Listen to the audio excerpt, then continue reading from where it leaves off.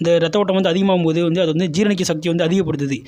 அதே மாதிரி பார்த்திங்கன்னா வந்து நம்ம உட்காந்ததுக்கு அப்புறமாட்டு மூளை வந்து என்ன சொல்லுதுன்னா இறப்பைக்கு இந்த மாதிரி வந்து இவங்க உட்காந்துருக்காங்க சாப்பிட்றாங்க வந்து இது வந்து ஜீரணப்படுத்து அப்படின்னு சொல்லுது. ஸோ அதனால் வந்து ஜீரண வேலைகள் நம்மளுக்கு வந்து துரிதமாக நடக்குது. நம்ம வந்து கீழே வந்து உட்காந்து சாப்பிடும்போது என்ன ஆகுதுன்னா வந்து அதிகமான பொருட்கள் வந்து அதிகமாக வந்து நம்ம வந்து சாப்பிடக்கூடாது. ஏன்னா காலையில் எந்திரிச்ச உடனே பார்த்திங்கன்னா வந்து நம்ம வந்து எப்போ எந்திரிக்கிறோமோ அதுலேருந்து ஒரு 1.5 மணி நேரத்தில் சாப்பிடணும் அப்படின்னு சொல்லியிருக்காங்க.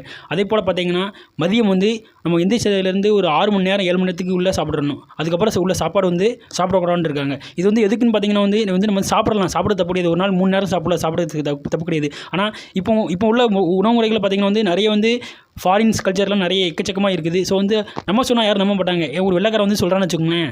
ஸோ அதை வந்து டெக்ஸ்ட் புக்கில் போட்டிருக்கான். அந்த டெக்ஸ்ட் புக்கில் படிங்கிற இது வந்து இந்த மாதிரி ஃபாஸ்டிங்லாம் உண்டு அப்படின்னு நான் ஃபாஸ்டிங் பற்றி சொல்லியிருக்கேன் அப்படின்னு சொல்லியிருப்பாங்க. ஸோ அவங்க டஸ்பூசன் இங்கிலீஷில் பேசியிருப்பாங்க. அதை நம்புவோம் நம்ம ஆட்கள். ஆனால் நம்ம ஆட்கள் வந்து இதையே டிபெண்ட் பண்ணி இதே வந்து ஒரு 100 வருஷத்துக்கு மேலே சொல்லியிருப்போம். அதை நம்ப மாட்டாங்க. ஏன்னா வந்து நம்ம 100 வருஷம்